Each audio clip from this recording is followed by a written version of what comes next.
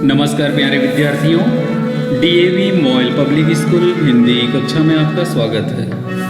आज मैं आपकी कक्षा 10वीं में पढ़ाने जा रहा हूँ स्पर्श पाठ्यपुस्तक से पाठ 10 कर चले हम फिदा। आज के पाठ में हम पढ़ाएंगे पाठ का सारांश और प्रश्न अभ्यास। पूर्व वीडियो में मैंने आपको कविता जो गीत है उनकी व्याख्या का वर्णन किया था। आइए देखते हैं स्पर्श के पाठ 10 कर चले हम फिदा के सारांश और प्रश्न अभ्यास। जिंदगी प्राणी मात्र को प्रिय होती है और कोई भी इसे खोना नहीं चाहता। असाध्य रोगी भी जीवन जीने की कामना करता है। जीवन की रक्षा, सुरक्षा और उसे जिलाए रखने के लिए प्रकृति ने अनेक साधन उपलब्ध कराए हैं। सभी जीव जंतु में उसे बनाए बचाए रखने की भावना भी पिरोई। इसलिए शांति प्रिय जीव भी अपने प्राणों पर संकट आया तो उनकी रक्षा हेतु मुकाबले के लिए तैयार हो जाते हैं। परंतु इसके ठीक विपरीत होता है सैनिक का जीवन, जो देश की रक्षा करने के लिए सीमा पर डटे रहते हैं। वो जागते हैं तब तो हम सोते हैं चैन की। जो अपने नहीं, जब औरों के जीवन पर उनकी आज़ादी पर आपत्ति है तब मुकाबले के लिए तैयार हो जाते हैं, अपना सीना तान के खड़े हो जाता है, यह जानते हुए भी कि उस मुकाबले में औरों की ज़िंदगी और आज़ादी भले ही बची रहे, उसकी अपनी मौत की संभावना सबसे अधिक होती है। ये होता है सैनिक का जीवन। इस पाठ में भी युद्ध की जो पृष्ठभूमि है वह इल्म हकीकत के लिए लिखा गया था।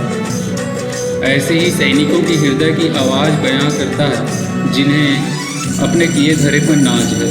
इसी के साथ इन्हें अपने देशवासियों से कुछ अपेक्षाएं भी है, चूँकि जिनसे उन्हें वे अपेक्षाएं हैं वे स्वयं देशवासी और कोई नहीं, सिर्फ देशवासी हैं, हम और आप ही हैं। इसलिए आइए इस कविता के माध्यम से अपनी मातृभूमि की रक्षा के लिए तत्पर रहें और अपने आप से पूछें कि क्या हम उन सैनिकों की अपेक्षाओं को पूरा कर रहे हैं या नहीं कर रहे हैं। इनके बारे में हम पाठ में जाना व्याख्या में कि किस प्रकार से यदि दुश्मन हमारे देश पर आक्रमण करे, हमारे देश के हितों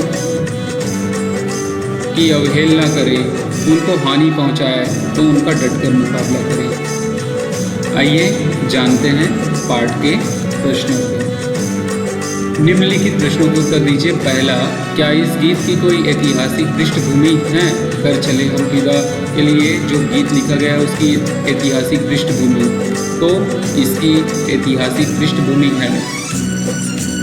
यह गीत सन 1962 के भारत चीन युद्ध की ऐतिहासिक पृष्ठभूमि पर आधारित है। चीन ने तिब्बत की ओर से आक्रमण किया और भारतीय वीरों ने इस आक्रमण का मुकाबला वीरता से किया था। इसी युद्ध की पृष्ठभूमि पर चेतन आनंद ने हकीकत फिल्म बनाई थी, आप भी देखे होंगे। इसी फिल्म के लिए प्रसिद्ध शायर कैफी आजमी ने कर चले हम फिदा नामक मार्मिक गीत लिखा। प्रश्न 2, सर हिमालय का हमने न झुकने दिया। इस पंक्ति में हिमालय किस बात का प्रतीक है? सर हिमालय का हमने न झुकने दिया। इस पंक्ति में हिमालय भारत के मान सम्मान का प्रतीक है।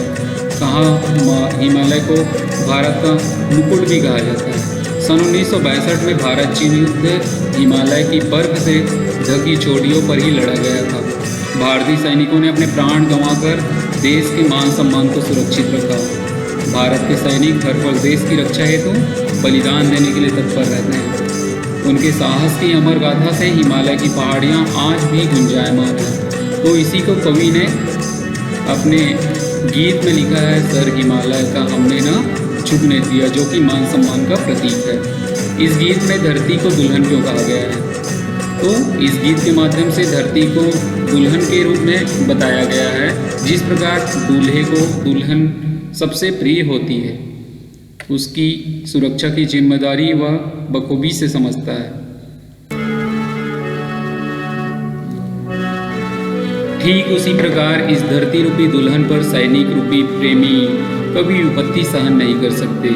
सन 1962 के युद्ध में भारतीय सैनिकों ने बलिदान के रक्त से धरती रुकी दुल्हन की मांग भरी थी।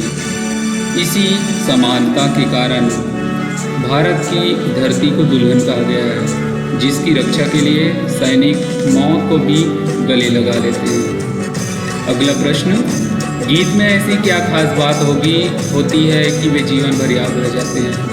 तो जिन गीतों में हृदय स्पर्शी भाषा, मार्मिकता, सच्चाई, गेयता, संगीतात्मकता, लयबद्धता, गीत का जीवन से संबंध, ये सारे गुण हैं जो हमको जीवन भर याद दिलाते रहते हैं। ऐसे ही कर चले हम फिदा गीत में बलिदान की भावना को स्पष्ट किया गया है। इसीलिए यह किसी एक विशेष व्यक्ति का गीत न बनकर सभी भारतीयों का गीत बन गया।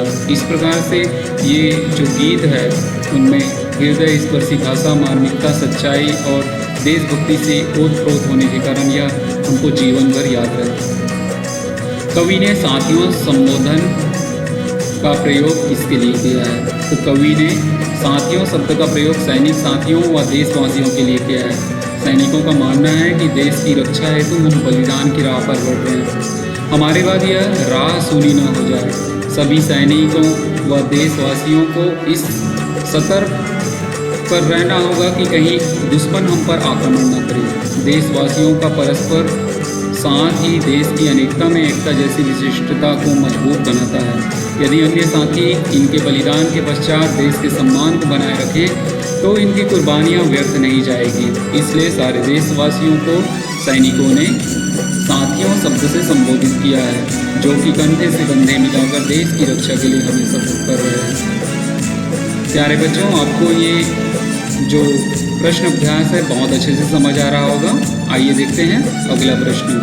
कवि ने इस कविता में किस काफिले को आगे बढ़ाते रहने की बात की है?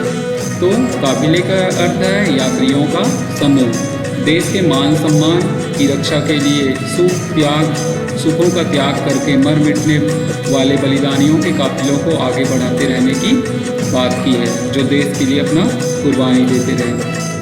इस गीत में सर पर कफन बांधना किस ओर संकेत करता है? सर पर कफन बांधना का अर्थ है हंसते हंसते देश की रक्षा के लिए अपने जीवन को बलिदान कर देना, अर्थात देश के लिए सर्वस्व समर्पित कर देना सर पर कफन बांधने का अर्थ है। सैनिक शत्रु का मुकाबला निडरतापूर्वक करना सर पर कफन बांधने के समान है। इस प्रकार सैनिकों ने सर पर कफन बांधकर देश की हिफाजत करने के लिए संकल्प लिए। प्रश्न 8वां, इस कविता का प्रतिपाद्य अपने शब्दों में लिखना है। तो प्रस्तुत कविता उर्दू के प्रसिद्ध शायर कैफी आजमी द्वारा रचित है।